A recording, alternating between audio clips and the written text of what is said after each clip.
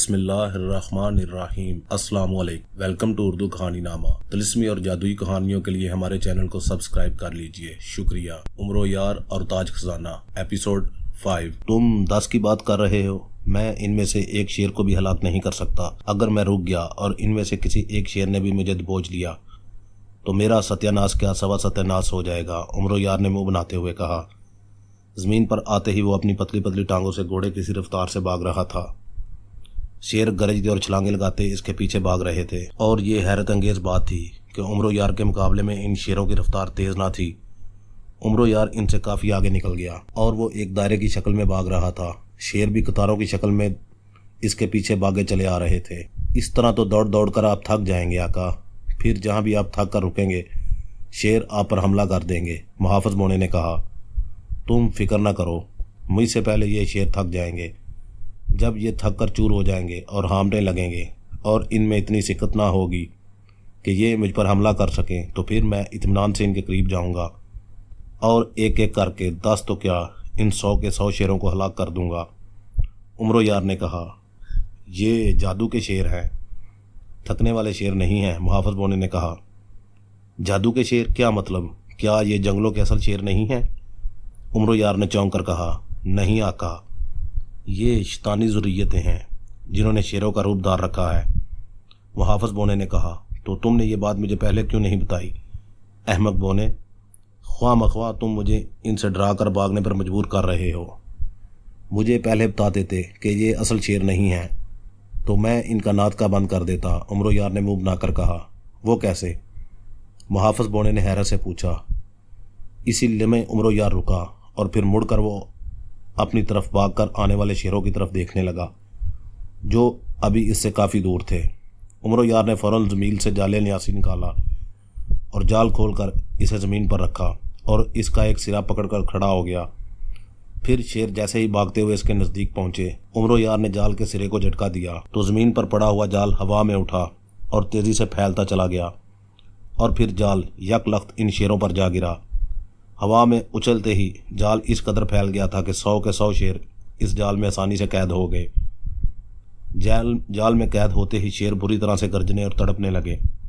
وہ خود کو جال سے آزاد کرانے کے لیے دھاڑتے ہوئے پنجے مار رہے تھے، لیکن جال لیاسی سے نکلنا بلا ان کے لیے کیسے ممکن ہو سکتا تھا؟ اب سمجھ میں آیا کیسے؟ عمر و یار نے گردن گھما کر کاندھے پر بیٹھے محافظ بونے سے مخاطب ہوتے ہوئے کہا۔ ہاں آقا، آ گیا سمجھ، محافظ بونے نے کہا۔ اب کہو تو 10 کیا سب کے سب شیروں کی گردنیں کاٹ دوں؟ عمر و یار نے کہا، نہیں آقا، اس طلسم کا توڑ یہی ہے کہ ان میں سے 10 شیروں کو ہلاک کیا جائے، اس لیے آپ کو صرف 10 شیروں کو ہی مارنا ہے، محافظ بونے نے کہا۔ تو عمر و یار نے اس بات میں سارا لا کر زنبیل سے تلوار حیدری نکالی اور پھر وہ تلوار لیے بڑے اطمینان سے جال میں قید شیروں کی طرف بڑھتا چلا گیا۔ اسے اپنی طرف آتا دیکھ کر شیروں نے اور بری طرح سے داڑنا اور گرجنا شروع کر دیا، لیکن عمر و یار کو اب بلا کیا پرواہ ہو سکتی تھی؟ اس نے قریب جاتے ہی ایک شیر کی گردن پر تلوار ماری تو شیر کی گردن اس کے تن سے جدا ہو گئی۔ جیسے ہی شیر کی گردن کٹی وہ سر اور دڑ سمیت دھواں بنا اور ہوا میں تحلیل ہو گیا۔ عمر و یار نے دوسرے شیر کے پیٹ میں تلوار ماری تو شیر کے منہ سے زوردار داڑ نکلی اور دوسرے لمحے وہ بھی دھواں بن کر غائب ہوتا چلا گیا۔ پھر عمر و یار کا ہاتھ چل پڑا، وہ جال میں قید شیروں کے سروں پر چڑھ گیا اور انہیں ایک ایک کر کے فنا کرنا شروع ہو گیا۔ جیسے ہی اس نے 10ویں شیر کو تلوار مار کر دھواں بنا کر اڑایا، اسی لمحے جال میں موجود باقی سب شیر بھی دھواں میں تبدیل ہوئے اور غائب ہوتے چلے گئے۔ جال لیاسی خالی ہو کر نیچے گرا اور غائب ہو گیا۔ اسی لمحے عمر و یار کی زنبیل ایک لمحے کے لیے باری ہوئی اور پھر ہلکی ہوتی چلی گئی۔ یہ اس بات کی نشانی تھی کہ جال لیاسی وہاں سے غائب ہوتے ہی واپس اس کی زنبیل میں پہنچ گیا ہے۔ بہت خوب آقا، آپ نے 10 شیروں کو فنا کر کے سامری جادوگر کا پہلا طلسم فنا کر دیا ہے، بہت خوب، محافظ بونے نے مسرت بھرے لہجے میں کہا۔ تو عمر و یار کا چڑی جتنا سینہ پھول گیا۔ اسی لمحے وہاں تاریکی چھا گئی۔ تاریکی ہوتے ہی عمر و یار کو ایک زوردار جھٹکا لگا اور وہ اچھل کر نیچے گرا۔ اس کے ہاتھ سے تلوار حیدری نکل کر نیچے گری اور غائب ہو گئی، اور غائب ہوتے ہی واپس اس کی زمین میں پہنچ گئی۔ اس سے پہلے کہ عمر و یار زمین سے اٹھتا، اچانک اسے یوں محسوس ہوا جیسے کسی طاقتور ہستی نے اس کی دونوں ٹانگیں پکڑ لی ہوں، اور پھر اس نے عمر و یار کو ٹانگوں سے پکڑ کر الٹا لٹکانے والے انداز میں اوپر اٹھا لیا۔ عمر و یار کے حلق سے نہ چاہتے ہوئے بھی چیخ نکل گئی اور وہ اندھیرے میں دکھائی نہ دینے والی ہستی کے ہاتھوں میں الٹا لٹکا بری طرح سے ہاتھ پاؤں مار رہا تھا۔ جلتے ناگوں پر خود کو گرتے دیکھ کر شہنشاہ فیروز صاحب کے منہ سے بے اختیار چیخ نکل گئی، लेकिन इससे पहले कि वह नीचे गिर जाता, जलते हुए नाग यकलख्त गायब हो गए और शहनशाह अफरासियाब बर्बरी और नरम मिट्टी के ढेर पर गिरा। नरम और बर्बरी मिट्टी पर गिरने की वजह से इसे कोई चोट ना आई थी। वो नीचे गिरते ही तेज़ी से उठकर खड़ा हो गया, लेकिन दूसरे लम्हे इसके मुंह से एक बार फिर चीख निकल गई, क्योंकि वो जहाँ खड़ा हुआ था इसके पैरों के नीचे से यकलख्त ज़मीन निकल गई थी। इसने अपने पैरों के नीचे एक कुआंनुमा सुराख बनते देखा था। वो अभी इस कुएंनुमा सुराख में आधा ही गिरा होगा कि सूरज के सुराख यकलख्त सिमट गया और शहनशाह अफरासियाब का नीचे गिरता हुआ जिस्म रुक गया। अब वो ज़मीन में आधा गड़ा हुआ था। इसका पेट तक का हिस्सा ज़मीन में दंसा हुआ था, जबकि इसका बाकी जिस्म ज़मीन से बाहर था। ये क्या, ये मैं ज़मीन में कैसे दंस गया? शहनशाह अफरासियाब ने बुखलाए हुए लहजे में कहा। इसी लम्हे इसकी आंखों के सामने तारीकी छा गई। शहनशाह अफरासियाब ने सामने तिलिस्मात का पहला तिलिस्म फना कर दिया है। अब शहनशाह अफरासियाब को दूसरे तिलिस्म में भेजा जा रहा है। इसी लम्हे एक चीखती हुई आवाज़ सुनाई दी तो शहनशाह अफरासियाब चौंक पड़ा और फिर जिस तेज़ी से इसके सामने तारीकी छाई थी, इसी तेज़ी से रोशनी हो गई और शहनशाह अफरासियाब ने देखा वो एक सहरा में मौजूद था और बदस्तूर पेट तक ज़मीन में दंसा हुआ था। सहरा इंतहाई वसी और रीज़ था। हर तरफ रेत का समुंदर दिखाई दे रहा था। तेज़ हवाएं चल रही थी। सूरज चौके ऐन सर पर चमक रहा था, इसलिए इसकी हिद्दत और तमाज़ा से शहनशाह अफरासियाब को अपना जिस्म जुलस्ता और पसीना उगलता हुआ महसूस होने लगा। इसे दूर तक ना तो कोई सायादार जगह दिखाई दे रही थी और ना ही कोई नखलस्तान। वो जिस रेत में गड़ा हुआ था वो भी आग की तरह तपने लगी थी। ओह, ये मैं कहाँ आ गया हूँ? यहाँ तो शदीद गर्मी है और ये मेरा जिस्म रेत में क्यों दंसा हुआ है? शहनशाह अफरासियाब ने परेशानी के आलम में कहा। इसी लम्हे इसने अपने सामने रेत को हिलते और रेत से भूरे रंग के बिच्छू निकलकर बाहर आते देखे तो खौफ से इसका रंग जर्द पड़ गया। बिच्छू इसके चारों तरफ से ज़मीन से फूट फूट कर बाहर आ रहे थे। इनकी तेज़ सरसराहटों की आवाज़ें शहनशाह अफरासियाब के दिल की धड़कन तेज़ कर रही थी। भूरे बिच्छू ज़मीन से निकलते ही अपने जिस्म पर लगी हुई रेत झाड़ते और फिर वो दुम उठाकर शहनशाह अफरासियाब की तरफ मुड़ते और इसकी तरफ बढ़ना शुरू हो जाते। देखते ही देखते सैकड़ों बिच्छुओं ने इसे चारों तरफ से घेर लिया। बुरे बिच्छुओं की इतनी बड़ी तादाद देखकर शहनशाह अफरासियाब का हल्क खुश हो गया था और वो आंखें फाड़े इन बिच्छुओं को देख रहा था। मम मुझे मंत्र पढ़कर इन्हें जलाकर भस्म कर देना चाहिए। अगर ये मेरे जिस्म पर चढ़ गए तो ये मुझे डंग मार मार कर हलाक कर देंगे। शहनशाह अफरासियाब ने खौफ भरे लहजे में कहा। इसने तेज़ी से मंत्र पढ़ना शुरू किया, लेकिन इसी लम्हे एक बिच्छू आगे बढ़ा और फिर ये देखकर शहनशाह अफरासियाब की आंखें हैरत से फैल गई कि वो बिच्छू अपनी पिछली टांगों पर उठकर खड़ा हो गया है और इसका चेहरा एक इंसानी चेहरे में तब्दील हो गया था। स्याह रंग का भयानक और इंतहाई डरावना चेहरा। हम जानते हैं शहनशाह अफरासियाब, तुम तिलिस्म उशरबा के शहनशाह हो और दुनिया के सबसे बड़े जादूगर। तुम हमें जलाकर भस्म करने का मंत्र ना पढ़ो, हम तुम्हें अभी कोई नुकसान नहीं पहुँचाएंगे। इस बिच्छू ने इंसानी आवाज़ में चीखते हुए कहा। क्या चाहते हो तुम? शहनशाह ने हकलाहट भरे लहजे में कहा। हम तुमसे एक सवाल का जवाब चाहते हैं, बस। अगर तुमने हमारे सवाल का सही जवाब दे दिया तो हम यहाँ से वापस चले जाएंगे और तुम सामरी तिलिस्मात के दूसरे तिलिस्म के दूसरे मरहले में दाखिल हो जाओगे। बिच्छू ने कहा। ओह अच्छा, पूछो क्या सवाल है तुम्हारा?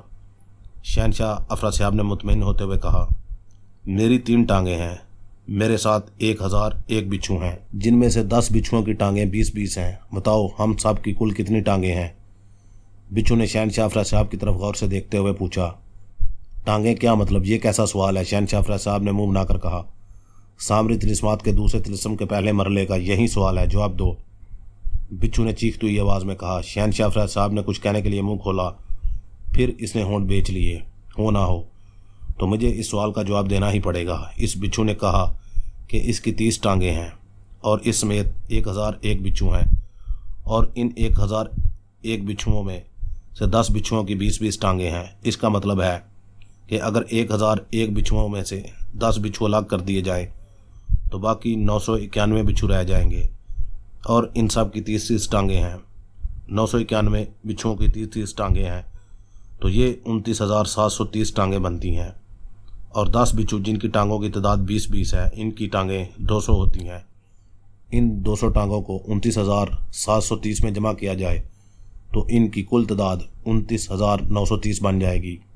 शहनशाह अफरासियाब ने बुड़बुड़ाने वाले अंदाज में टांगों की जमा तफरीक करके हिसाब लगाते हुए कहा।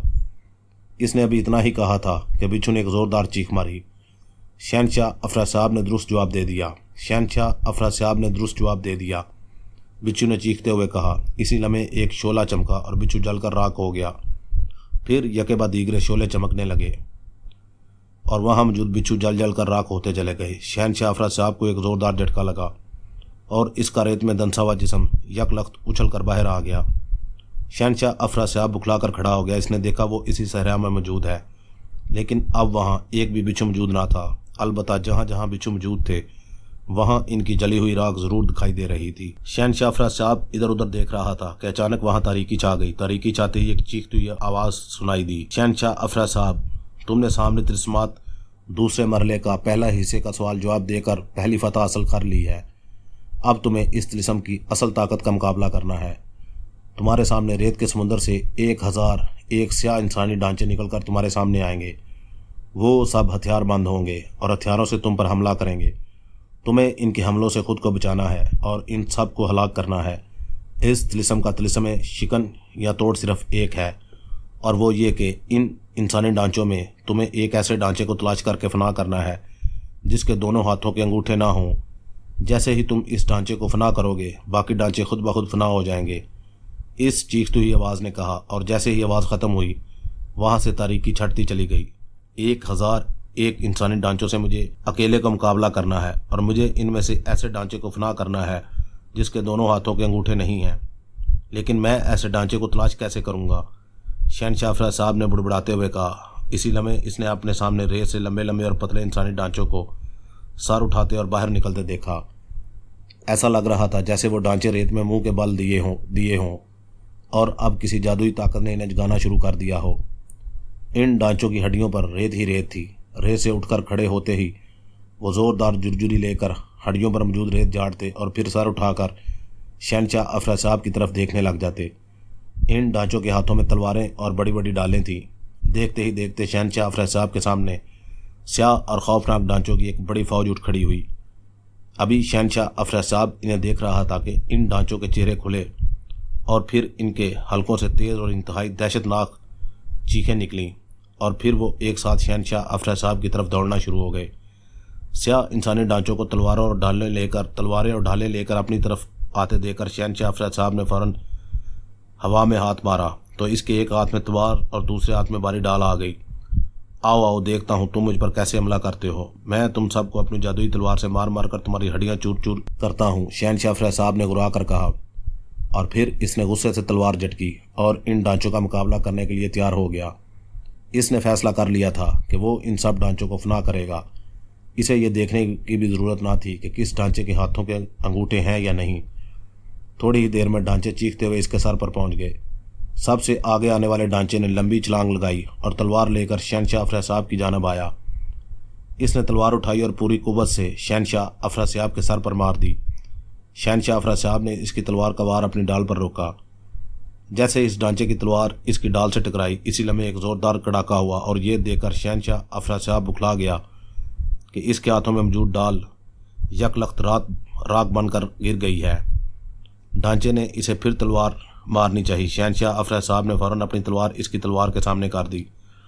ढांचे की तलवार शहनशाह अफराज साहब की तलवार से टकराई तो फिर इसी तरह ज़ोरदार कड़ाका हुआ और शहनशाह अफराज साहब की तलवार यूं जलकर राख बनी जैसे वो फौलाद की जगह हल्के और इंतहाई खुश्क पत्तों की बनी हो।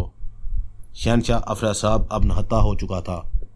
ढांचे ने यकलख्त शहनशाह अफराज साहब के सीने पर टांग मारी तो शहनशाह अफराज साहब चीखता हुआ कमर के बाल रेत पर गिरा।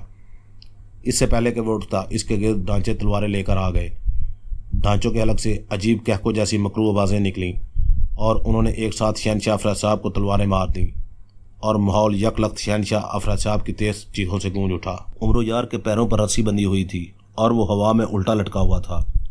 इसके सर के नीचे एक बड़ा सा कुआं था जिसमें से आग के शोले निकल रहे थे।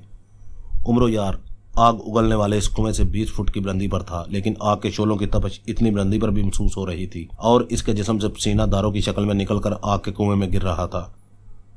उमरो यार ने सर उठाकर ऊपर देखा, लेकिन इसे ऊपर कोई दिखाई न दे रहा था जिसने इसकी टांगों पर रस्सी बांधकर इसे उल्टा लटका रखा हो।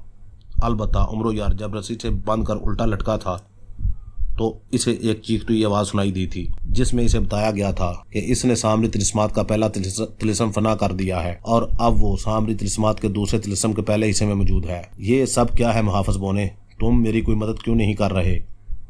आग से मेरा जिस्म झुलस रहा है, क्या तुम इतना भी नहीं कर सकते कि मुझे इस आग के कुएं से हटाकर दूर ले जाओ? उमरो यार ने मुहाफ़िज़ बोने से मुखातब होकर कहा, ये सामरी जादूगर के तिलिस्मात हैं आका, इस मरले में आपसे सवाल पूछा जाएगा। आपने सही जवाब दे दिया तो आपको इस जलते हुए कुएं से हटा दिया जाएगा, इसलिए आप फिक्र न करें, तिलिस्म के इस हिस्से में आपको नुकसान पहुंचने का अंदेशा बहुत कम है। मुहाफ़िज़ बोने ने जवाब दिया, कैसा सवाल? क्या तुम जानते हो कि यहाँ इससे क्या सवाल पूछा जा सकता है? उमरो यार ने कहा, नहीं आका, मैं सवाल के बारे में कुछ नहीं जानता। मुहाफ़िज़ बोने ने कहा, तो फिर तुम जानते ही क्या हो? उमरो यार ने घरा कर कहा। इससे पहले कि मुहाफ़िज़ बोना इसे कोई जवाब देता, इसी लम्हे उमरो यार को एक घराती हुई आवाज़ सुनाई दी। उमरो यार, तुम सामरी जादूगर के तिलिस्मात के दूसरे मरले में हो। तुम्हें आग के कुएं पर उल्टा लटकाया गया है। अगर तुम आग में गिरकर जलने से बचना चाहते हो तो तुम्हें एक सवाल का जवाब देना होगा, इस आवाज़ ने चीखते हुए कहा। उमरो यार ने इधर उधर देखा लेकिन इसे बोलने वाला कहीं दिखाई न दिया। कौन हो तुम और तुम्हारा सवाल क्या है? उमरो यार ने कहा, मैं आग हूँ, इस तिलिस्म की आग जो तुम्हें जलाने के लिए बेताब है। अगर तुमने मेरे सवाल का सही जवाब ना दिया तो मैं तुम्हें जला दूंगी। मुझसे बचने के लिए मेरे सवाल का सही जवाब देना। और मेरा सवाल है कि इन परिंदों के नाम बताओ जिनके सर पर पैर होते हैं। चीखती हुई आवाज़ ने कहा, परिंदों के सर पर पैर, क्या मतलब? उमरो यार ने हैरत भरे लहजे में कहा, जल्दी बताओ, ऐसे कौन से परिंदे हैं जिनके सर पर पैर होते हैं? जल्दी बताओ, जल्दी। चीखती हुई आवाज़ ने कहा, आका, बहुत आसान सवाल है, कुछ भी बोलने से पहले सोच लें, आपका गलत जवाब आपके लिए मौत बन सकता है, सोचें, गौर करें। इससे पहले कि उमरो यार कुछ कहता, मुहाफ़िज़ बोने ने चीख कर कहा तो उमरो यार ने फ़ौरन अपना मुंह बंद कर लिया, क्योंकि वह जवाब में ये कहने जा रहा था कि दुनिया में ऐसा कोई परिंदा नहीं जिसके सर पर पैर हों। लेकिन ऐसे कौन से परिंदे होते हैं जिनके सरों पर पैर भी हों और पर भी? उमरो यार ने हैरत भरे लहजे में कहा, इस सवाल पर गौर करें आका, इस सवाल को ख़ास अंदाज में पूछा गया है। सवाल का जवाब सवाल में ही मौजूद है। मुहाफ़िज़ बोने ने कहा तो उमरो यार सवाल पर गौर करने लगा। इसने सवाल को 2-3 बार जहन में दोहराया तो अचानक इसके जहन में धमाका सा हुआ और दूसरे लम्हे इसके होंठों पर बेख्तियार मुस्कुराहट आ गई। मेरे सवाल का जवाब दो उमरो यार, चीखती हुई आवाज़ सुनाई दी। दुनिया में जितने भी परिंदे हैं इन सब के सर भी होते हैं, पैर भी होते हैं और पर भी होते हैं। दुनिया में ऐसा कोई परिंदा नहीं जिसके सर पर और पैर ना हो। उमरो यार ने मुस्कुराते हुए जवाब दिया। इसके जवाब पर एक लम्हे के लिए खामोशी छा गई, लेकिन फिर अचानक उमरो यार को एक ज़ोरदार झटका लगा और उमरो यार को ऐसा महसूस हुआ जैसे जिस गैबी मखलूक ने इसके पैरों पर रस्सी बांधकर इसे उल्टा लटका रखा था, इसने यकलख्त रस्सी छोड़ दी हो। दूसरे लम्हे वो सर के बाल आग के इस कुएं में गिरता चला गया। उमरो यार के हलक से ज़ोरदार चीख निकली। वो बुरी तरह हाथ मार रहा था, इसके इर्द गिर्द आग ही आग थी। वो तेज़ी से आग के इस कुएं में गिरता चला जा रहा था। क्या हुआ आका, आप इस तरह क्यों चीख रहे हैं? आपने बिल्कुल सही जवाब दिया है, इसलिए अब इस आग का आप पर कोई असर नहीं होगा। मुहाफ़िज़ बोने की चीखती हुई आवाज़ सुनाई दी तो उमरो यार जो बुरी तरह से चीख रहा था, इसने यूं मुंह बंद कर लिया जैसे इसे डर हो कि इसके मुंह में आग घुस जाएगी। क्या तुम सच कह रहे हो? मैंने वाकई सही जवाब दिया था। अगर मेरा जवाब दुरुस्त था तो फिर मुझे आग के इस कुएं में क्यों फेंका गया है? उमरो यार ने तेज़ लहजे में कहा। यह देखकर इसे वाकई हैरत हो रही थी कि इसके चारों तरफ आग थी, तेज़ और सुरख आग, लेकिन इसके बावजूद आग ना इसे जला रही थी और ना ही इसे आग की तपिश महसूस हो रही थी। आका, आपको इस कुएं के रास्ते सामरी तिलिस्मात के दूसरे तिलिस्म के दूसरे मरले में पहुंचाया जा रहा है, जहां आपने अमली तौर पर तिलिस्म का मुकाबला करना है और इसे फना करना है। मुहाफ़िज़ बोने ने जवाब दिया। इसी लम्हे उमरो यार को यूं महसूस हुआ जैसे वो किसी नरम मिट्टी वाली दलदल में आ गिरा हो। इतनी बुलंदी पर से गिरकर भी इसे कोई चोट न आई थी। वो जैसे ही दलदल में गिरा वहाँ तारीकी छा गई। उमरो यार का आधा जिस्म दलदल में था और आधा दलदल से बाहर। उमरो यार, तुम सामरी तिलिस्मात के दूसरे तिलिस्म के दूसरे मरहले में पहुंच चुके हो। इस तिलिस्म में तुम्हें इस दलदल में उतरना है। जैसे जैसे तुम दलदल में उतरते जाओगे ये दलदल आग की तरह गर्म होती चली जाएगी। दलदल की तह तक पहुंचने से पहले तुम्हें दलदल में मौजूद सुर्ख रंग के एक सांप को तलाश करना है और इसे हलाक करना है। अगर दलदल की तह तक पहुंचने से पहले तुमने सुर्ख सांप को तलाश ना किया या इसे पकड़ ना सके तो दलदल की तह तुम्हारे पांव जकड़ लेगी और ये दलदल लावा बनकर तुम्हें भस्म कर देगी। दलदल की गहराई 200 फीट से ज़्यादा है। तुम्हारे पास वक्त कम है, لہذا جلد سے جلد سرخ سانپ کو تلاش کر کے اسے پکڑو اور ہلاک کر دو، چیختی آواز نے کہا، اور پھر ہر طرف خاموشی چھا گئی۔ یہ کیا؟ مجھے اس دلدل میں جانا ہے اور دلدل میں موجود سرخ سانپ کو پکڑ کر ہلاک کرنا ہے؟ عمرو نے بکھلائے ہوئے لہجے میں کہا۔ ہاں آقا، اور آپ دلدل میں جیسے جیسے نیچے جائیں گے دلدل آگ کی طرح گرم ہونا شروع ہو جائے گی، جو آپ کے جسم کی کھال اور پھر ہڈیاں تک جلانا شروع کر دے گی، محافظ بونے نے کہا۔ تم ہمیشہ مجھے ڈرانے والی ہی باتیں کرتے ہو، عمرو یار نے منہ بنا کر کہا۔ نہیں، میں آپ کو حقیقت سے آگاہ کرتا ہوں آقا، محافظ بونے نے جواب دیا۔ ہو نہ ہو، اب بتاؤ میں کیا کروں، دلدل میں کیسے اتروں؟ ایک تو دلدل میں میرے لیے سانس لینا مشکل ہوگا اور اوپر سے دلدل گرم بھی ہوگی، پھر اس گندلی دلدل میں سرخ رنگ کے سانپ کو کیسے ڈھونڈوں گا؟ عمرو یار نے سر جھٹکتے ہوئے کہا۔ آپ کے پاس زنبیل ہے آقا، جس میں آپ کی ہر مشکل کا حل موجود ہے۔ آپ اپنی زنبیل کی کراماتی چیزوں کا استعمال کریں تو آپ کے لیے یہ طلسم فنا کرنا مشکل ثابت نہ ہوگا، محافظ بونے نے کہا تو عمرو یار چونک پڑا۔ پہلی بار تم نے عقل کی بات کی ہے، ورنہ میں تو سچ مچ تمہیں کوڑ مغز سمجھنا شروع ہو گیا تھا، عمرو یار نے خوش ہو کر کہا۔ کوڑ مغز، اس کا کیا مطلب ہوتا ہے آقا؟ محافظ بونے نے حیرت بھرے لہجے میں کہا۔ اس کا مطلب ہوتا ہے بیوقوف، احمق اور جہل، عمرو یار نے مسکرا کر کہا۔ تو کیا آپ مجھے ایسا سمجھتے ہیں؟ محافظ بونے نے منہ بنا کر کہا۔ نہیں، میں تمہیں ایسا نہیں ویسا سمجھتا ہوں، عمرو نے اسی انداز میں کہا۔ ویسا کیسا؟ محافظ بونے نے پوچھا۔ کوڑ مغز، عمرو یار نے ہنستے ہوئے کہا۔ جائے میں آپ سے نہیں بولتا، محافظ بونے نے ناراض بیوی سے کیسے انداز میں کہا تو عمرو یار بے اختیار کھلکھلا کر ہنس پڑا۔ تم میری زمین کے محافظ بونے اور میرے دوست ہو، میری بیوی نہیں جو اس طرح سے روٹ گئے ہو، عمرو یار نے ہنستے ہوئے کہا تو محافظ بونا بھی بے اختیار ہنس پڑا۔ اچانک عمرو یار کو اپنا جسم دلدل میں اترتا ہوا محسوس ہونے لگا۔ اسے ایسا لگا جیسے کسی نے اس کی ٹانگیں پکڑ لی ہوں اور وہ اسے اندر کھینچ رہا ہو۔ اوہ، کوئی مجھے دلدل میں کھینچ رہا ہے، عمرو یار نے بکھلائے ہوئے لہجے میں کہا۔ تو جلدی کریں آقا، اپنی حفاظت کا انتظام کریں، اور ہاں، دلدل میں اترتے ہی آپ اپنے جسم کو اس طرح سیدھ میں ہی لے کر جائیں گے، دائیں بائیں مڑنے اور گھومنے کی کوشش نہ کرنا، سرخ سانپ خود ہی آپ کے سامنے آ جائے گا۔ اسے کیسے پکڑنا ہے یہ سوچنا آپ کا کام ہے، محافظ بونے نے کہا تو عمرو یار نے اس بات میں سارا لا دیا۔ اس کا جسم آہستہ آہستہ نیچے جا رہا تھا، لیکن اس کے دماغ میں ہلچل سی مچی ہوئی تھی۔ وہ سوچ رہا تھا کہ دلدل میں سانس لینے، دیکھنے اور خاص طور پر سرخ رنگ کے سانپ کو تلاش کرنے اور اسے پکڑنے کے لیے اسے کیا کرنا چاہیے۔ پھر اس نے زمین سے چاندی کی گولی نکالی اور منہ میں ڈال لی۔ چاندی کی یہ گولی اسے ٹھنڈک کا احساس دلاتی تھی۔ وہ اگر بھڑکتی ہوئی آگ میں بھی کود جاتا تو چاندی کی ٹھنڈی گولی کی وجہ سے آگ اس پر اثر نہ کر سکتی تھی۔ اب اگر دلدل لاوے کی طرح بھی پگھلنا شروع ہو جاتی تب بھی اسے کوئی فرق نہ پڑتا۔ چاندی کی ٹھنڈی گولی منہ میں ڈالنے کے بعد اس نے پھر زمین میں ہاتھ ڈالا اور سیاہ رنگ کا بڑا سا نقاب نکال کر اپنے چہرے پر چڑھا لیا جو اس کی گردن تک آ گیا تھا۔ اس نقاب میں آنکھیں، ناک اور منہ کے سوراخ بنے ہوئے تھے۔ یہ کالا نقاب تھا جسے پہن کر عمرو یار سمندر میں سانس روکے بغیر تیر سکتا تھا اور جتنی چاہے گہرائی میں اتر سکتا تھا۔ اس نقاب کی وجہ سے نہ تو اسے پانی کی گہرائی میں سانس لینے میں کوئی دقت پیش آتی تھی اور نہ ہی سمندر کی گہرائی میں گندلے پانی میں دیکھنے میں کوئی مشکل پیش آتی تھی۔ اس نقاب کی وجہ سے وہ گندلے پانی میں بھی ہر چیز آسانی سے دیکھ سکتا تھا۔ ایسی بہت سی کراماتی چیزیں عمرو یار کی زمین میں موجود تھی جن کا عمرو یار نے بہت کم استعمال کیا تھا، اور کچھ چیزیں ایسی بھی تھیں جن کا عمرو یار نے کبھی استعمال تک نہ کیا تھا۔ یہ کالا نقاب ان چیزوں میں سے ہی ایک تھا جسے عمرو یار پہلی بار استعمال کرنے جا رہا تھا۔ یہ کالا نقاب عمرو یار کو ایک سمندری مہم کے دوران سمندر بابا نے دیا تھا، جنہوں نے اسے بتایا تھا کہ اگر وہ کسی دلدل میں گر جائے اور یہ نقاب پہن لے تو اسے نہ تو سانس لینے میں کوئی مسئلہ ہوگا اور نہ ہی دلدل میں ڈوبنے کا، اور وہ دلدل میں آسانی سے سب کچھ دیکھ بھی سکے گا۔ وہ اس نقاب کو پہن کر دلدل میں تیر بھی سکتا تھا جیسے وہ عام جھیل کے پانی میں تیر رہا ہو۔ اسے اچانک اس نقاب کا خیال آ گیا تھا، اس لیے اس نے اس بار اس کالے نقاب کو ہی زمانے کا فیصلہ کر لیا تھا۔ نقاب کے ساتھ عمرو یار نے زمین سے ایک سفید شیشے والی بوتل بھی نکال کر ہاتھ میں لے لی۔ اس بوتل کے منہ پر کارک لگا ہوا تھا۔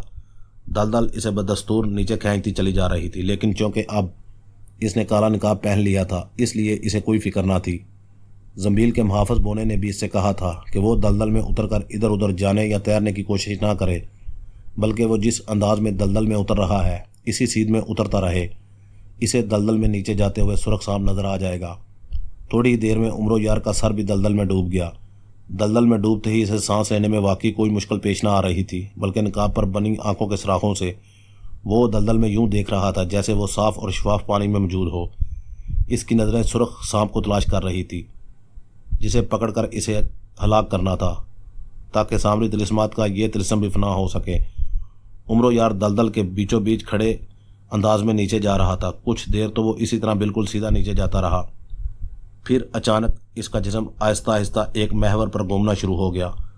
اب وہ دلدل کے چاروں طرف آسانی سے دیکھ سکتا تھا۔ وہ کافی دیر تک دلدل میں اسی طرح گھومتا ہوا اترتا رہا، لیکن اسے سرخ سانپ کہیں دکھائی نہ دیا۔ تھوڑی دیر بعد اچانک عمر یار کو یوں محسوس ہوا جیسے اس کے سامنے نہایت تیزی سے سرخ رنگ کی لہر سی گزر گئی ہو۔ وہ اس سرخ لہر کو دیکھ کر چونک پڑا۔ سرخ لہر کی رفتار انتہائی تیز تھی اور وہ برق کی طرح اس کی آنکھوں کے سامنے سے گزری تھی، لیکن عمر یار نے صاف دیکھ لیا تھا کہ وہ دھاگے کی طرح پتلا لیکن لمبا سرخ رنگ کا سانپ تھا۔ سرخ سانپ کو دیکھ کر عمر یار کا دل خوشی سے جھوم اٹھا۔ اس نے فوراً ہاتھ میں پکڑی بوتل کے منہ سے کارک نکال لیا اور ایک بار پھر دلدل میں سرخ سانپ کی تلاش میں نظریں دوڑانے لگا۔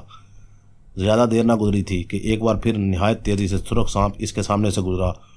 عمر نے بوتل کا منہ تیزی سے سرخ سانپ کی طرف کیا، لیکن اتنی دیر میں سرخ سانپ اس کے سامنے سے غائب ہو گیا تھا۔ عمر سر گما گما کر سرخ سانپ کو تلاش کرنے لگا، لیکن سرخ سانپ اسے کہیں دکھائی نہ دیا۔ اب تک وہ دلدل کی کافی گہرائی میں پہنچ چکا تھا۔ عمر نے سر جھکا کر نیچے دیکھا تو یہ دیکھ کر اس کے چہرے پر قدرے پریشانی کے تاثرات نمودار ہو گئے کہ 8 سے 10 فٹ کے فاصلے پر دلدل کی گہرائی میں سرخ رنگ کا لاوا ابلتا ہوا دکھائی دے رہا تھا، گویا وہ دلدل کی انتہائی گہرائی میں پہنچنے ہی والا تھا۔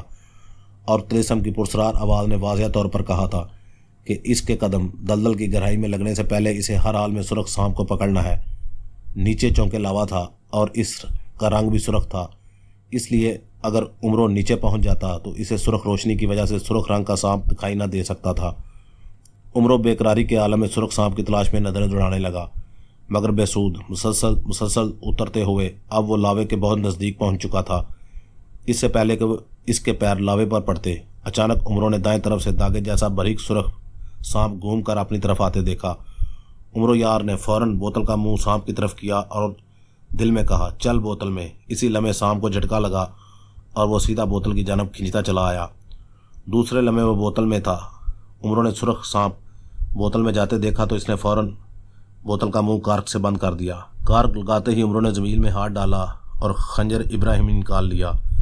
اس نے بوتل کا کارک منہ سے پکڑا اور اسے بوتل سے ہٹا لیا، ساتھ ہی اس نے خنجر ابراہیمی بوتل کے منہ کے پاس کر دیا۔ جیسے ہی بوتل کا منہ کھلا، سرخ سانپ نے فوراً سر باہر نکالا اور بوتل سے نکل کر بھاگنے ہی لگا تک عمر یار کا خنجر حرکت میں آیا اور سرخ سانپ کا سر کٹ گیا۔ جیسے ہی سانپ کا سر کٹا، اسی لمحے سرخ دھواں سا اٹھا اور سانپ غائب ہو گیا۔ سانپ کے غائب ہونے کی دیر تھی کہ عمر یار کے پیر ہلتے ہوئے سرخ لاوے پر پڑ گئے اور عمر یار کو یوں محسوس ہوا جیسے لاوے پر پیر پڑتے ہی اس کے دونوں پیر جر رہے ہوں۔ اس کے منہ سے بے اختیار چیخ نکل گئی۔ جیسے ہی ڈانچوں نے شہنشاہ افراز صاحب کو تلواریں ماری، شہنشاہ افراز صاحب کے منہ سے بے اختیار چیخیں نکلیں۔ اس کو کچھ اور نہ سوجا، اس نے فوراً منتر پڑھا اور غائب ہو گیا۔ ڈانچوں کے پاس سے غائب ہو کر وہ دور چٹانوں کے پاس نمودار ہوا۔ اسے غائب ہوتے دیکھ کر ڈانچے چونک پڑے اور پھر اسے دوبارہ چٹان کے پاس نمودار ہوتے دیکھ کر وہ چیخنے اور تلواریں لہراتے ہوئے اس کی طرف بھاگنے لگے، لیکن شہنشاہ افراز صاحب پھر غائب ہوا اور دوسری جگہ نمودار ہو گیا۔ اسے پھر سے غائب ہوتے اور دوسری جگہ نمودار ہوتے دیکھ کر ڈانچے پھر ٹھٹکے اور پھر جس طرف شہنشاہ افراز صاحب ظاہر ہوا اس جانب دوڑنے لگے۔ جب وہ شہنشاہ افراز صاحب کے قریب پہنچے تو شہنشاہ افراز صاحب پھر سے غائب ہو گیا اور ڈانچے رک کر حیرت سے اسے چاروں طرف ڈھونڈنے لگے۔ شہنشاہ افراز صاحب کو اب جیسے لطف آنے لگا۔ وہ ایک جگہ ظاہر ہوتا اور جب ڈانچے تلواریں اور دوسرے ہتھیار لیے اس کی طرف دوڑ کر آتے تو وہ بڑے اطمینان بھرے انداز میں غائب ہو جاتا اور پھر ان سے دور دوسری جگہ نمودار ہو جاتا۔ اس طرح وہ ان ڈانچوں کو کبھی ادھر دوڑا رہا تھا اور کبھی ادھر۔ ڈانچے اسے لاگ کرنے کے لیے دوڑ دوڑ کر پاگل ہوتے جا رہے تھے۔ پھر وہ ایک جگہ رک کر شہنشاہ افراز صاحب کو غائب اور حاضر ہوتا ہوا دیکھنے لگے۔ شہنشاہ افراز صاحب کچھ دیر انہیں اسی طرح ستاتا رہا، پھر وہ اچانک 2 ڈانچوں کے قریب نمودار ہوا۔ اس نے ان ڈانچوں کے ہاتھوں کی انگلیاں دیکھیں، لیکن ان کی انگلیاں اور انگوٹھے موجود تھے۔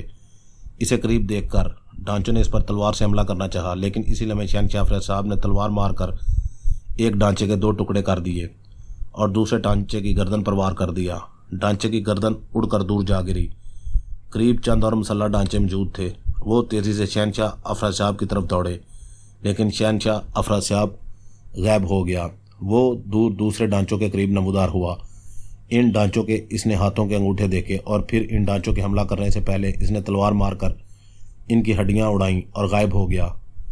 وہ بار بار ڈانچوں کے قریب نمودار ہوتا، ان کے ہاتھوں کے انگوٹھے دیکھتا اور پھر وہ ان ڈھانچوں کے حملہ کرنے سے پہلے ان پر تلوار چلاتا اور غائب ہو کر دوسری جگہ پہنچ جاتا۔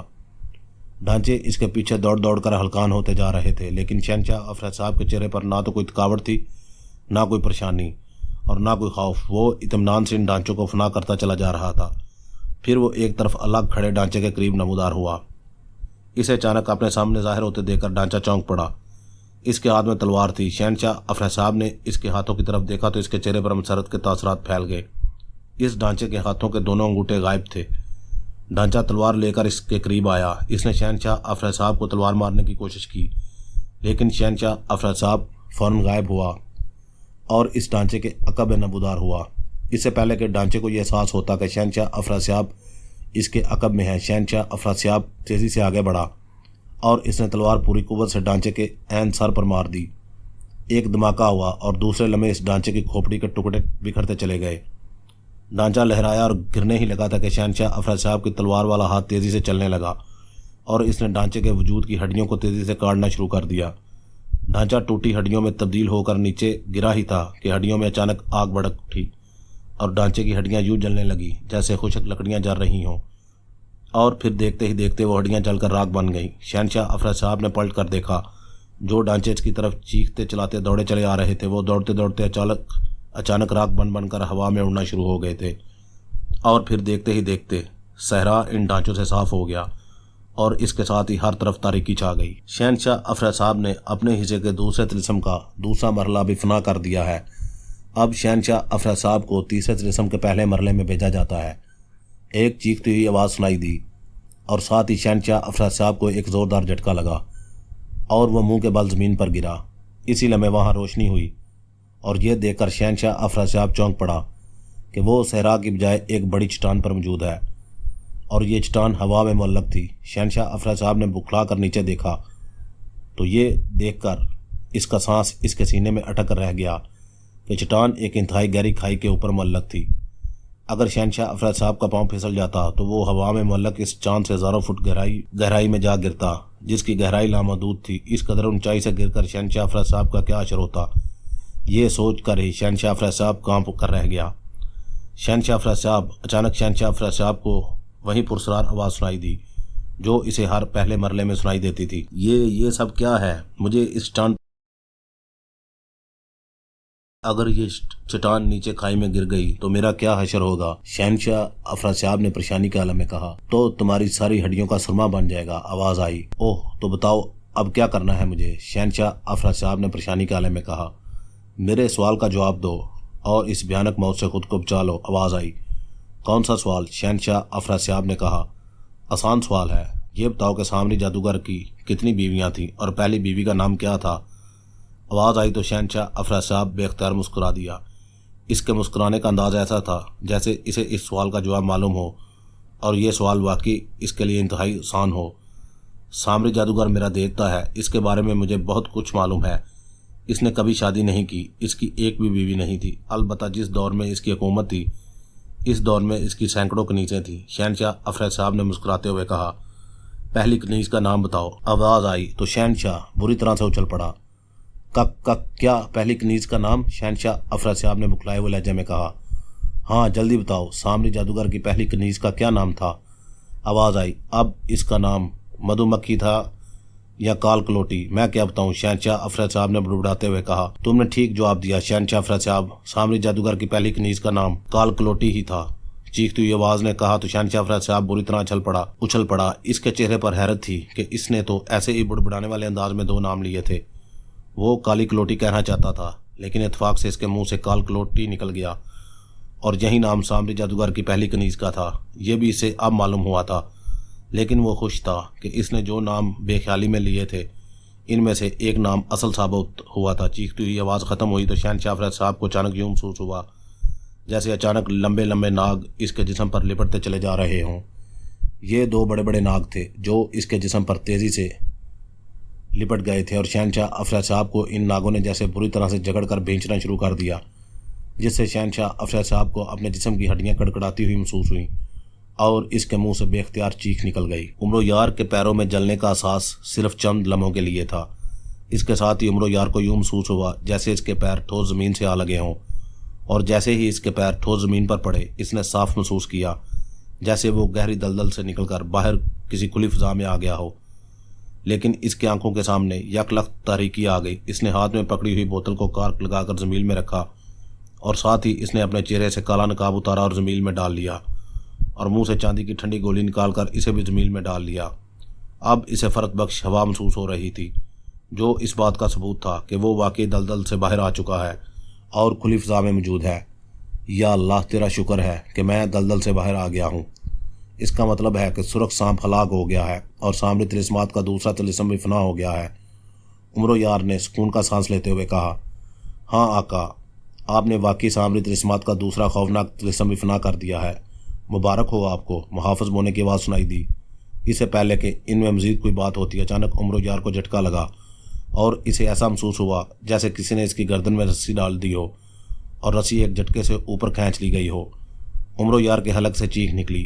اسے اپنی گردن کی ہڈی ٹوٹتی ہوئی محسوس ہوئی اور وہ بری طرح سے ہاتھ پاؤں مارتا ہوا فضا میں لٹک گیا، لیکن اس سے پہلے کہ واقعی اس کی گردن کی ہڈی ٹوٹ جاتی یا اس کا دم گھٹ جاتا، اسی لمحے اس کے پیروں کے نیچے کوئی ٹھوس چیز آ گئی اور عمرو یار کی گردن میں پھنسی ہوئی رسی قدرے ڈھیلی ہو گئی اور اس کا سانس فوراً بحال ہو گیا۔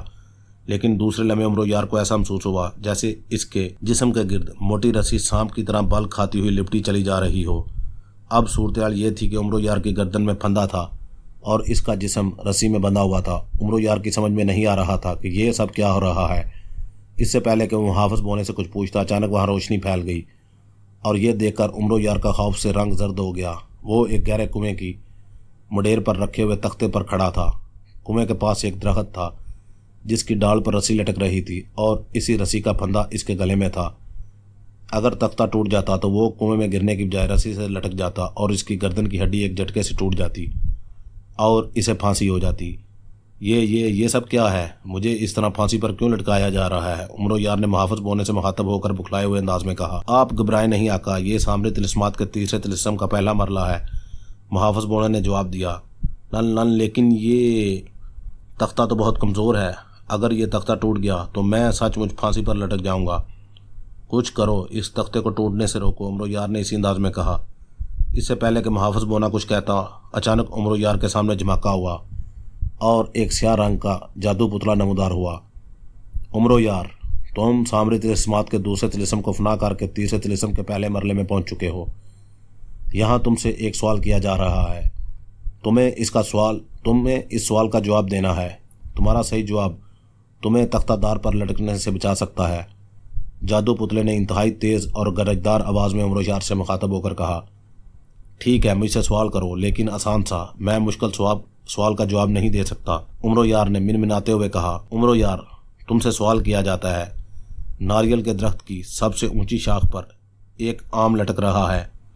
آم دیکھ کر گلہری اور بندر کے منہ میں پانی آ جاتا ہے، وہ تیزی سے درخت پر چڑھتے ہیں۔ اب بتاؤ کہ ناریل کے درخت کی سب سے اونچی شاخ پر موجود آم تک گلہری پہلے پہنچے گی یا بندر؟ صحیح جواب دینا ورنہ تختہ ٹوٹ جائے گا اور تم پھانسی پر لٹک جاؤ گے، جادو پتلے نے چیختے ہوئے کہا۔ اس کا سوال سن کر عمرو یار چکرا کر رہ گیا۔ اس کے ذہن میں بندر اور گلہری گڈمڈ ہونے لگے۔ دونوں ہی تیز رفتار ہیں اور تیز رفتاری میں اپنی مثال آپ ہیں، اور درختوں پر چڑھنا گلہری کے لیے مشکل ہو سکتا ہے اور نہ بندر کے لیے۔ اب میں کیا جواب دوں؟ یہ بندر اور گلہری کی لڑائی میں پھنس رہا ہوں، اگر گلہری پہلے پہنچ گئی تو مشکل اور بندر نے آم پکڑ لیا تو مشکل۔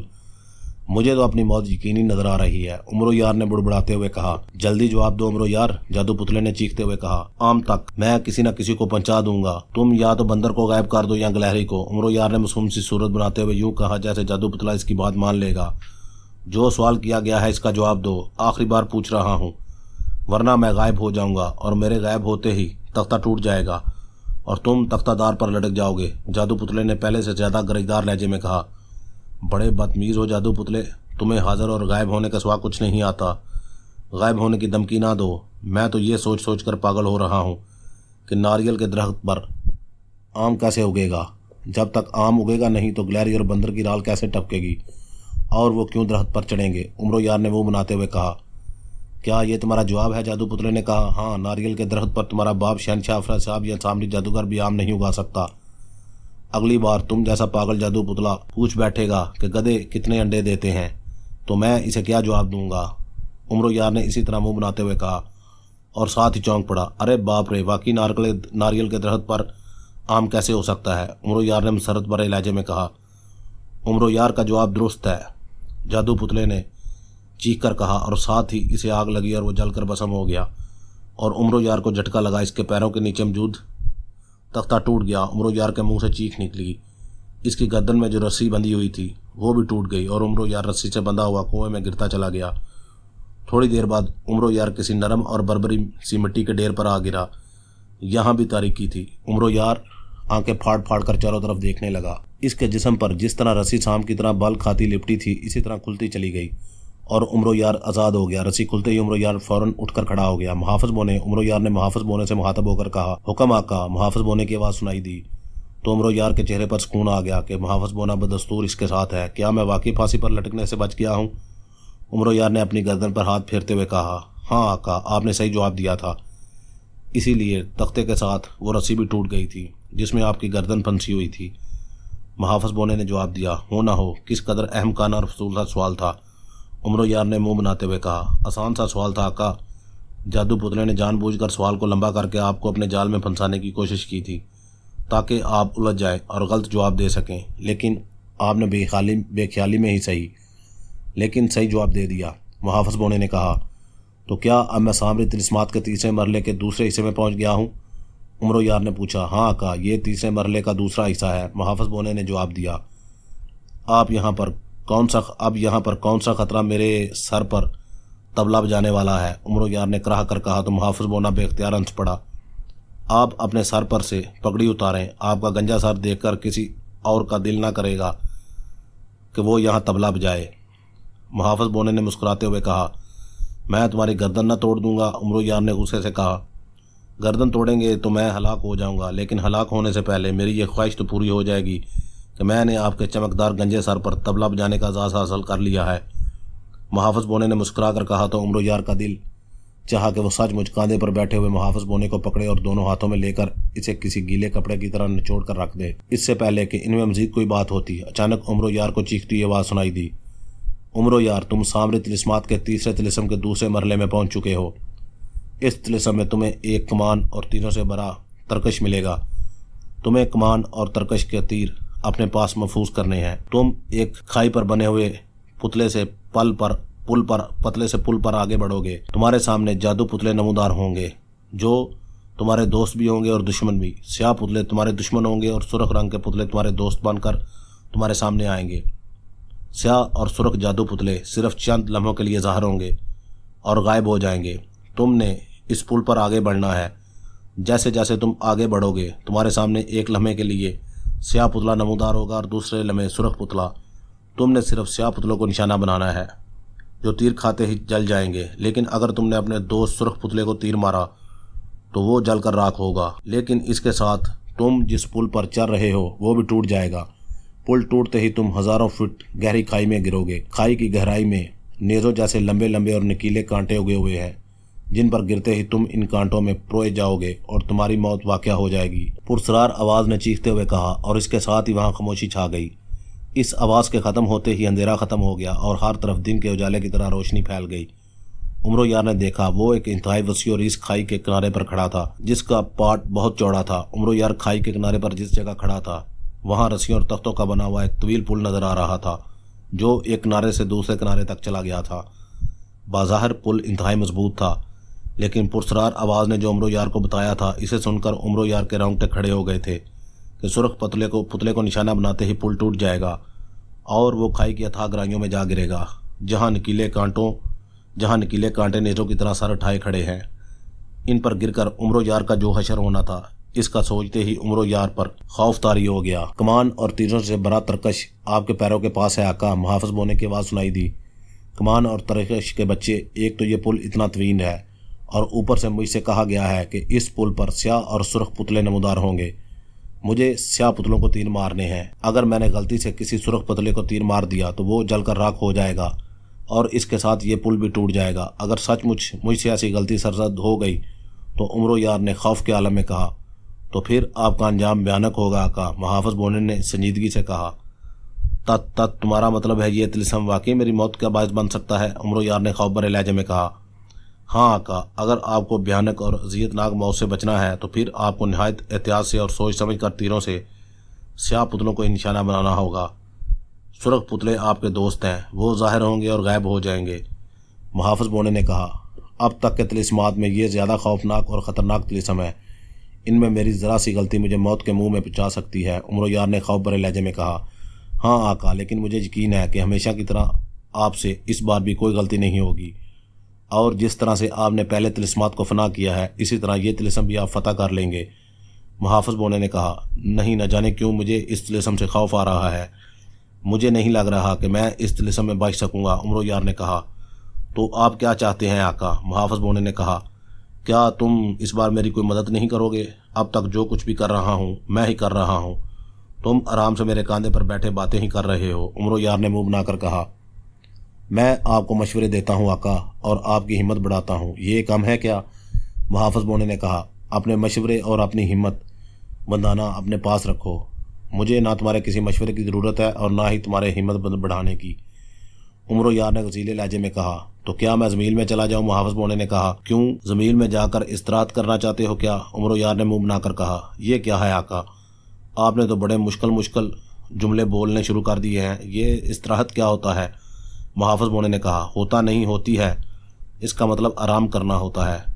जहल बोने। उमर यार ने कहा, ओ, तो आप ये कहना चाहते हैं कि मैं ज़मील में जाकर आराम करना चाहता हूँ? मुहाफ़िज बोने ने कहा। हाँ, उमर यार ने कहा, आप कहते हैं तो मैं आराम कर लेता हूँ। मुहाफ़िज बोने ने कहा, ठीक है, जाओ करो आराम, जब तुमने मेरे किसी काम ही नहीं आना तो फिर तुम्हारा मेरे सर पर मुसल्लत रहना कोई मायने नहीं रखता। उमर यार ने मुंह बनाकर कहा, क्या ये आपका हुक्म है? मुहाफ़िज बोने ने संजीदगी से कहा, हाँ हुक्म है, चले जाओ। जाओ, उमर यार ने गुस्सीले लहजे में कहा तो मुहाफ़िज बोना इसके कांधों से गायब हो गया। उमर यार की ज़मील एक लम्हे के लिए भारी हुई और फिर हल्की हो गई। इसका मतलब था कि बोना ज़मील में समा गया है, हो ना हो ऐसे ही मेरा सर खा रहा था। उमर यार ने हंकारा भरते हुए कहा। इसने झुककर एक तरफ पड़ी हुई कमान और तीरों से भरा तरकश उठा लिया। इसने तरकश में मौजूद तीरों को गिना, तीरों की तादाद 10 थी। उमर यार ने तरकश कांधे पर लटकाया और कमान हाथ में लेकर रस्सी और तख्तों के पुल के सामने आकर खड़ा हो गया। पुल दूर तक खाली दिखाई दे रहा था, वहां ना कोई स्याह पुतला था और ना ही सुर्ख पुतला। उमर कुछ देर तक पुल की तरफ देखता रहा, फिर इसने ज़मील में हाथ डाला। जब इसका हाथ ज़मील से बाहर आया तो इसके हाथ में शीशे के लंबे मुंह वाली बोतल थी। इस बोतल में हल्के रंग का महलूल भरा हुआ था। उमर ने कांधे से तरकश उतारा और ज़मीन पर रख दिया। फिर इसने बोतल का मुंह खोला और इसका जर्द महलूल तीरों पर डालने लगा। इसने महलूल 10 के 10 तीरों पर डाल दिया और तीरों का रंग जर्द हो गया। उमर ने बोतल का मुंह बंद किया और इसे वापस ज़मीन में डाल दिया। फिर इसने आंखें बंद की और बुड़बुड़ाने वाले अंदाज में इसमें आज़म पढ़ने लगा, जो इसे सरदार अमीर हमजा ने बताया था। इसने 3 बार इसमें आज़म पढ़कर तीरों पर फूंक दिया। फिर इसने तरकश अपने चेहरे के सामने किया और पलकें चिपकाए बगैर तीरों को देखने लगा। मैं चाहता हूँ कि ये 10 के 10 तीर पुल पर नज़र आने वाले स्याह जादू पुतलों को लगे। एक तीर भी पुल पर नज़र आने वाले सुर्ख जादू पुतले को नहीं लगना चाहिए। इन तीरों को इसमें आज़म की कसम है। ये कहकर उन्होंने तरकश से एक तीर निकाला और तरकश को कांधे से लटका लिया। इसने तीर कमान पर चढ़ाया और फिर इसने अल्लाह का नाम लिया और पुल की तरफ बढ़ गया। पुल पर कदम रखते हुए वो बेहद पुरसकून था। इसने तीरों पर जो जर्द रंग का महलूल लगाया था वो एक जिन का दिया हुआ तोहफा था। जिन ने उमर यार को बताया था कि अगर वो इस महलूल को किसी नेज़े या तीर पर लगाएगा और फिर तीर को जिस निशाने पर लगने का कहेगा तो तीर ठीक इसी निशाने पर लगेगा, चाहे वो निशाना इससे कोसों दूर हो। महलूल लगाने के साथ साथ उमर यार ने तीरों पर सरदार अमीर हमजा का बताया हुआ एक इसमें आज़म भी पढ़ा था, जो इसके लिए किसी अनमोल ख़जाने से कम ना था। इस इसमें आज़म को पढ़कर वो किसी भी नाकामी को कामयाबी में बदल सकता था और वो बड़ी से बड़ी मुसीबत से ना सिर्फ निकल सकता था बल्कि इसके मुकाबले में अगर शैतानी ताकतें भी आ जाती तो इस इसमें आज़म की वजह से इसके करीब ना फटक सकती थी और पसपा हो सकती थी। पुल पर आते ही वो एक लम्हे के लिए रुका। इसने कमान का चिल्ला खींचा और फिर इसने एक बार फिर अल्लाह का नाम लिया और पुल पर आहिस्ता आहिस्ता कदम बढ़ाने लगा। रस्सी और तख्तों का पुल बेहद मजबूत था। वैसे भी उमर यार दुबला पुतला सा आदमी था। इसका वज़न ज़्यादा ना था। इसके वज़न ज़्यादा ना होने की वजह से पुल डगमगा नहीं रहा था। अभी उमर यार ने 2-4 कदम ही आगे बढ़ाए थे कि अचानक इसके 20-25 कदमों के फासले पर एक सुर्ख रंग का पुतला नमूदार हुआ। उमर यार ने तीर सीधा किया। वो तीर छोड़ने ही लगा था कि सुर्ख पुतले को देखकर इसका हाथ रुक गया। पुतले ने ज़ाहिर होते ही एक ज़ोरदार कहका लगाया और फिर गायब हो गया। इस पुतले के गायब होते ही वहाँ स्याह रंग का पुतला नमूदार हुआ। इस स्याह पुतले के पीछे सुर्ख रंग का पुतला ज़ाहिर हुआ। उमरो यार ने फ़ौरन चिल्ला छोड़ दिया। जैसे ही इसने कमान का चिल्ला छोड़ा, तीर निकला और बिजली की सी तेज़ी से सामने की तरफ बढ़ा। सामने स्याह पुतला था। वो गायब होने ही लगा था कि तीर यकलख्त इसके सीने में जा लगा। पुतला ज़ोर ज़ोर से कहके लगा रहा था। तीर लगते ही इसके कहके ख़त्म हो गए। आग का शोला सा लपका और पुतला यकलख्त जलकर भस्म होता चला गया। इसके पीछे नमूदार होने वाला सुर्ख पुतला कहके लगाता हुआ गायब हो गया। उमरो यार ने फ़ौरन तरकश से दूसरा तीर निकाला और इसने इसे कमान पर चढ़ा लिया। वो रुके बगैर आहिस्ता आहिस्ता कदम बढ़ाता हुआ पुल पर चला जा रहा था। पुल पर बार बार स्याह और सुर्ख पुतले नमूदार हो रहे थे। नमूदार होते हुए वो ज़ोर शोर से कहके लगा रहे थे। उमरो यार ने एक बार फिर तीर चलाया। इसके सामने स्याह पुतला था। कमान से तीर निकलते ही तेज़ी से स्याह पुतले की तरफ बढ़ा, लेकिन पुतला कहके लगाता हुआ गायब हो गया। इसके पीछे सुर्ख और सुर्ख पुतले के पीछे एक और स्याह पुतला नमूदार हुआ। सामने सुर्ख पुतले को देखकर उमरो यार का एक लम्हे के लिए सांस रुक गया, लेकिन ये देखकर इसके चेहरे पर पुरसुकून मुस्कुराहट आ गई कि तीर सुर्ख पुतले के करीब पहुंचते ही कदरे तिरछा हुआ और सुर्ख पुतले के पहलू से निकलता हुआ पीछे मौजूद स्याह पुतले को जा लगा। शोला लपका और स्याह पुतला यकलख्त जलकर भस्म हो गया। सुर्ख पुतला गायब हुआ और फिर पल भर में यके बाद दीगरे सुर्ख और स्याह पुतले नमूदार होते चले गए और फिर पल भर में यके बाद दीगरे सुर्ख और स्याह पुतले नमूदार होते चले गए। उमरो यार तरकश से तीर निकाल कर इन पर मारता रहा। तीर सुर्ख पुतलों के सामने आने पर फौरन अपना रुख पलट लेता और सुर्ख पुतले के पीछे मौजूद स्याह पुतले को जा लगता और स्याह पुतला जलकर खाकस्तर हो जाता। उमरो यार ने तीरों पर जो जर्द महलूल लगाया था, इसकी वजह से और ख़ास तौर पर इसमें आज़म की वजह से इसका एक भी निशाना खता ना जा रहा था और इसके चलाए हुए तीर सुर्ख पुतलों के सामने आने के बावजूद इन्हें ना लग रहे थे, बल्कि सुर्ख पुतलों के पीछे नमूदार होने वाले स्याह पुतलों को लग रहे थे। एक लम्हे में जलकर भस्म हो जाते थे। इन पुतलों को जल कर भस्म होते देखकर उमरो यार की हिम्मत बंद गई थी। इसने और तेज़ी से कदम उठाने शुरू कर दिए और फिर जब वो पुल के दरमियान में पहुंचा तो इसने पुल पर तेज़ी से दौड़ना शुरू कर दिया। इसके दौड़ने की वजह से पुल अब हिल रहा था, लेकिन उमरो यार को कोई परवाह ना थी। वो दौड़ते दौड़ते सामने आने वाले पुतलों को तीरों से निशाना बनाता रहा। अब इसे इस बात की कोई फिक्र ना थी कि इसके सामने सुर्ख पुतले नमूदार हो रहे हैं या स्याह, क्योंकि वो जानता था कि तीरों के शिकार सिर्फ स्याह पुतले हैं और सुर्ख पुतलों को तीर छू कर भी नहीं गुजरेंगे। और वाकई ऐसा हो रहा था। देखते ही देखते उमरो यार के तरकश से तीर ख़त्म हो गए। अब इसके सामने ना सुर्ख पुतला नमूदार हो रहा था और ना स्याह। उमरो यार ने जैसे ही 2-3 कदम मज़ीद आगे बढ़ाए तो इसके हाथों में मौजूद कमान यकलख्त गायब हो गई। अरे ये कमान कहाँ गया? उमरो यार ने हैरत ज़दा लहजे में कहा। इसने उधर उधर देखा और फिर वो सर झटक कर आगे बढ़ा। अभी वो चंद कदम आगे ही गया था कि अचानक इसने पुल को हिलते देखा। उमरो यार ने फ़ौरन दोनों तरफ के रस्से पकड़ लिए। मैंने तो स्याह पुतलों को ही निशाना बनाया है, फिर ये पुल इस तरह से क्यों हिल रहा है? उमरो यार ने खौफ भरे लहजे में कहा। इसने पुल से नीचे झांका तो ये देखकर इसका दिल कांप उठा कि ये पुल खाई की इंतहाई बुलंदी पर था। अगर वो पुल से गिर जाता तो वाकई इसकी भयानक मौत वाक़या हो जाती। पुल दूसरे किनारे पर लकड़ी के 2 बड़े बड़े स्टूनों के साथ बना हुआ था। उमरो यार की नज़रें इन स्टूनों पर जमी हुई थी। पुल के हिलने से लकड़ी के दोनों स्टून भी हिल रहे थे और फिर ये देखकर उमरो यार की तो जैसे जान ही निकल गई कि पुल ज़मीन से उखड़ रहे हैं। अरे बाप रे, ये स्टून अगर उखड़ गए तो पुल टूट जाएगा और मैं पुल समेत खाई में जा गिरूंगा। उमरो ने बखलाए हुए लहजे में कहा। इसने आओ देखा और न ताओ और हिलते पुल पर तेज़ी से किनारे की तरफ दौड़ने लगा।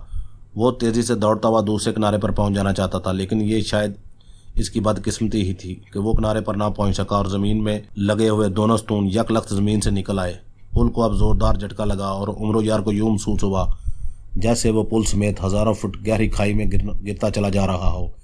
इसके मुंह से इंतहाई दिलदोज़ चीख निकली और फिर वो हाथ पांव मारता हुआ खाई की लामहदूद गहराई में गिरता चला गया। रोशनी हुई और ये देखकर शहनशाह अफरासियाब के चेहरे पर वाकई खौफ के तासरात फैल गए कि इसके जिस्म पर 2 बड़े बड़े नाग लिपटे हुए थे। दोनों नाग अजदहों जैसे दिखाई दे रहे थे, जो इसके जिस्म पर लिपट कर इसकी हड्डियां बींच रहे थे और इनके बड़े बड़े फन शहनशाह अफरासियाब के चेहरे के सामने लहरा रहे थे।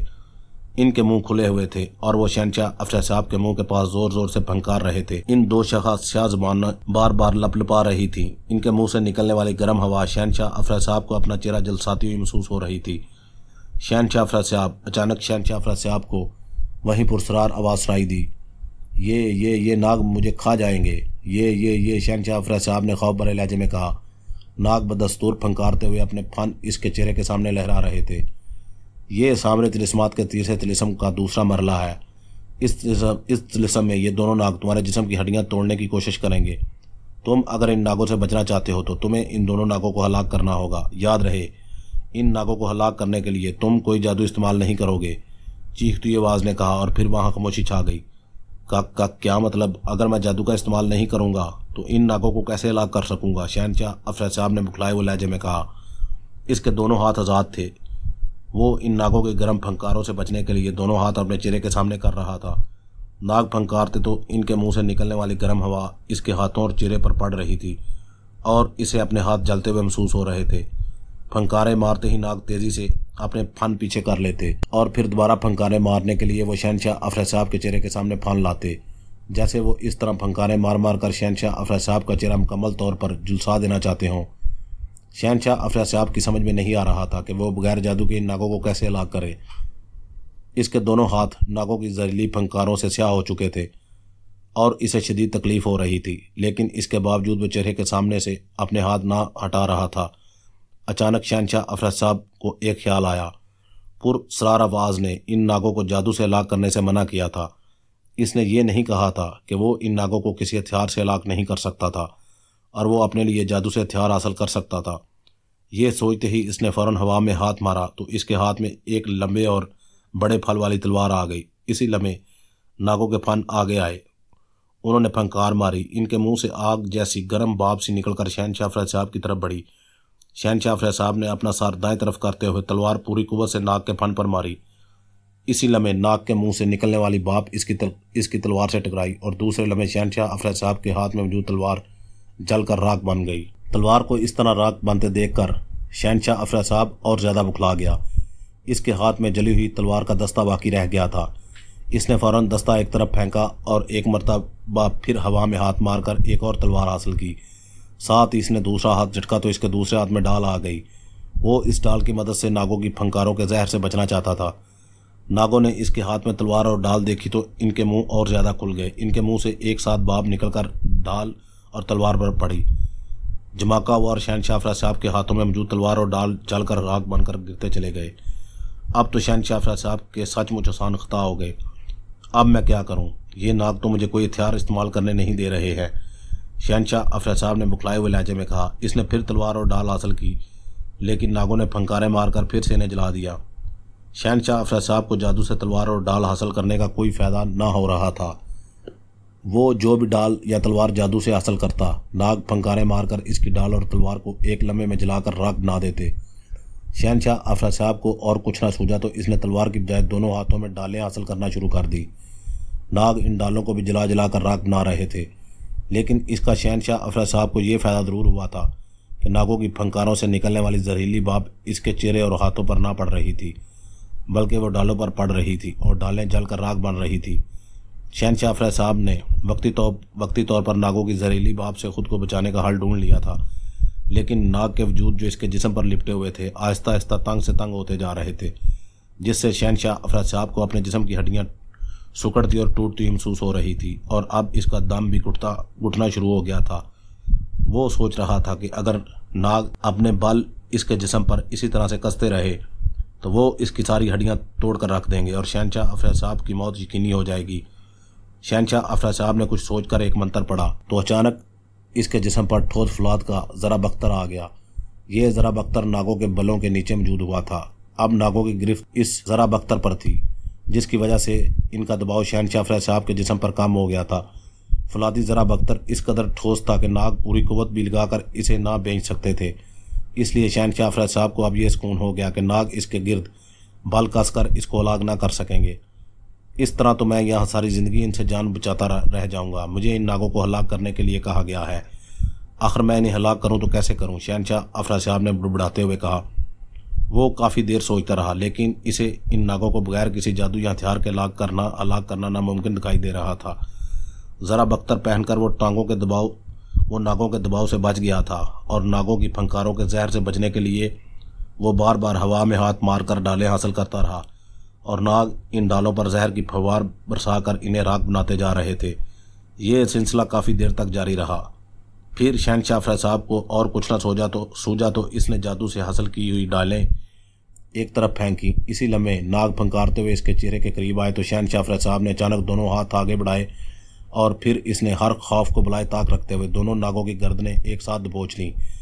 ناگ اس کے ہاتھوں میں بری طرح سے کلبلانے لگے اور زور لگا کر اس کے ہاتھوں سے اپنی گردنیں چھڑانے کی کوشش کرنے لگے۔ ان کے منہ سے نکلنے والی زہریلی اور گرم فواریں بھی تیز ہو گئی، لیکن اب ان کی گردنیں چونکہ شہنشاہ افریاد صاحب کے ہاتھوں میں تھی، اس لیے اس نے دونوں ناگوں کے منہ دوسری طرف کر دیے تھے تاکہ ان کے منہ سے نکلنے والی گرم زہریلی بھاپ سے بچ سکے۔ اب میں دیکھتا ہوں کہ تم دونوں مجھ سے کیسے بچتے ہو، شہنشاہ افریاد صاحب نے کہا۔ اس نے دونوں ہاتھوں کا زور لگایا اور پھر اس نے دونوں ناگوں کے منہ ایک دوسرے کے سامنے کر دیے۔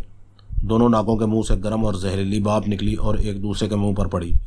دوسرے لمحے یہ دیکھ کر شہنشاہ افریاد صاحب حیران رہ گیا کہ جیسے ہی ناگوں کا زہر ایک دوسرے کے منہ پر پڑا، ان کے پھن جل کر راکھ ہو گئے اور پھر اس کے جسم کے گرد لپٹے ہوئے ان ناگوں کے وجود بھی جل کر راکھ بن کر گرتے چلے گئے۔ ارے یہ کیا، یہ تو اپنے ہی زہر سے جل کر راکھ بن گئے ہیں، شہنشاہ افریاد صاحب نے حیرت بھرے لہجے میں کہا۔ اسی لمحے وہاں تاریکی چھا گئی۔ شہنشاہ افریاد صاحب، تم نے سامری طلسمات کے تیسرے مرلے کے دوسرے حصے کو بھی فنا کر دیا ہے۔ ان ناگوں کی ہلاکت اسی صورت میں ممکن تھی کہ ان کے منہ سے نکلنے والا زہر ایک دوسرے کے منہ پر ڈال دیا جاتا۔ تم نے یہ کر دکھایا ہے، اب تم آخری طلسم میں جانے کے لیے تیار ہو جاؤ۔ اچانک پرسرار اور چیختی ہوئی آواز سنائی دی تو شہنشاہ افریاد صاحب چونک پڑا۔ اس کے جسم کو جھٹکا لگا۔ ایک لمحے کے لیے اسے یوں محسوس ہوا جیسے اس کے پیروں کے نیچے سے زمین نکل گئی ہو۔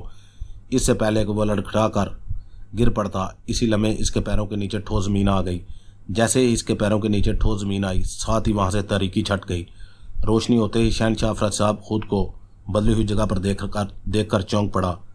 اس نے دیکھا وہ ایک بڑے سے ہال نما کمرے میں موجود ہے۔ کمرہ خالی تھا، وہاں سامان نام کی کوئی چیز دکھائی نہ دے رہی تھی، البتہ کمرے کی چاروں دیواروں پر مشعلیں جل رہی تھی۔ کمرے کی دیواریں، چھت اور زمین کا رنگ سیاہ تھا۔ کمرے کے چاروں دیواروں میں ایک ایک دروازہ دکھائی دے رہا تھا جو بند تھے۔ ان دروازوں کے علاوہ کمرے میں نہ تو کوئی روشن دان تھا اور نہ کوئی کھڑکی۔ شہنشاہ افریاد صاحب حیرت بھرے انداز میں گھوم کر کمرے کو دیکھ رہا تھا۔ شہنشاہ افریاد صاحب، یہ سامری طلسمات کا 7واں اور آخری طلسم ہے۔ اس طلسم میں تم اور عمرو یار ایک ساتھ پہنچے ہو۔ عمرو یار بھی ایسے ہی ایک کمرے میں موجود ہے جس کے 4 دروازے ہیں۔ یہ بھول بھلائیوں سے بھرا ایک خوفناک طلسم ہے۔ تم دونوں کو میری آواز سنائی دے رہی ہے، اس لیے میں تم دونوں کو اس خوفناک طلسم کے بارے میں ایک ساتھ ہی بتانا چاہتا ہوں، پرسرار آواز نے چیختی ہوئی مخصوص آواز میں کہا۔ عمرو یار، اوہ میں تو عمرو یار کو بھول ہی گیا تھا۔ اس کا مطلب ہے کہ اس نے بھی اپنے حصے کے تینوں طلسمات سر کر لیے ہیں اور اب وہ بھی میرے ساتھ اس 7ویں اور آخری طلسم میں داخل ہو چکا ہے۔ بہت خوب۔ اگر وہ اپنے حصے کے طلسمات سر نہ کرتا تو اس کے ہلاک ہونے کی وجہ سے میں بھی ہلاک ہو چکا ہوتا۔ میں زندہ ہوں تو وہ زندہ ہے، اور اگر وہ زندہ ہے تو میں بھی زندہ ہوں، شہنشاہ افریاد صاحب نے مسکراتے ہوئے کہا۔ اپنی بات بند کرو اور میری بات سنو شہنشاہ افریاد صاحب، میں تم سے اور عمرو یار سے ایک ساتھ مخاطب ہوں۔ سنو، اس کمرے کے 4 دروازے ہیں، ان میں سے 3 دروازے نئے اور بھیانک طلسمات میں کھلتے ہیں، جن میں داخل ہوتے ہی تمہیں پھر سے طلسمات سر کرنے پڑیں گے، جبکہ ان میں ایک دروازہ ایسا ہے جو اسی جیسے دوسرے کمرے میں کھلتا ہے۔ اگر تم نے وہ دروازہ کھول لیا تو تم ایسے ہی دوسرے کمرے میں پہنچ جاؤ گے، جہاں اسی طرح 4 دیواروں کے 4 دروازے ہوں گے۔ ان 4 دروازوں میں بھی 3 دروازے خوفناک طلسمات میں جانے والے راستے ہوں گے، اور چوتھا کمرہ تمہیں ایسے ہی خالی کمرے میں پہنچا دے گا، جہاں پھر سے تمہیں اس جیسا کمرہ ملے گا۔ تمہیں ایسے 7 کمروں میں جانا ہے۔ جیسے ہی تم 7ویں خالی کمروں میں پہنچو گے، تم اس راستے سے سامری طلسمات کے اس کوے میں پہنچ جاؤ گے جہاں سامری جادوگر کا خزانہ موجود ہے۔ وہ سارا خزانہ تمہارا ہو جائے گا۔ یاد رکھنا، 3 دروازوں کے پیچھے طلسمات ہیں، موت کے طلسمات، جنہیں یا تو تمہیں سر کرنا ہوگا یا پھر ان طلسمات میں تمہاری موت واقع ہو جائے گی۔ اس لیے سوچ سمجھ کر دروازہ کھولنا۔ اور ایک بات یاد رکھنا، تم جیسے ہی دروازہ کھولو گے، اسے بند کرنا تمہارے بس میں نہ ہوگا۔ دروازہ کھلتے ہی تمہیں دوسری طرف دھکیل دیا جائے گا، پھر تم ایسے ہی کسی عام اور خالی کمرے میں پہنچو یا کسی طلسم میں، یہ تمہاری قسمت ہوگی، پرسرار آواز نے کہا تو شہنشاہ افریاد صاحب نے بے اختیار ہونٹ بیچ لیے۔ ہو نہ ہو، سامری جادوگر نے واقعی یہ 7 طلسم بے حد خوفناک بنائے ہیں۔ یہاں بھی 7 طلسمات ہیں۔ اگر میں نے خالی کمرے کا دروازہ نہ کھولا اور کسی طلسماتی کمرے میں چلا گیا تو پھر سے مجھے نئی مصیبتوں اور پریشانیوں کا سامنا کرنا پڑے گا۔ یہ تو حد ہو گئی، شہنشاہ افریاد صاحب نے منہ بناتے ہوئے کہا۔ عمرو یار، کہاں ہو تم؟ کیا تم میری آواز سن سکتے ہو؟ کچھ سوچ کر شہنشاہ افرید صاحب نے عمرو یار کو آواز دیتے ہوئے کہا۔ اس کی آواز پورے کمرے میں گونج اٹھی، لیکن اسے جواب میں عمرو یار کی آواز سنائی نہ دی۔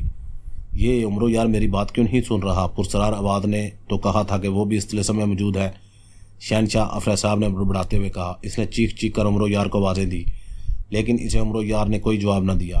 عمرو یار کا جواب نہ پا کر شہنشاہ افرید صاحب خاموش ہو گئے۔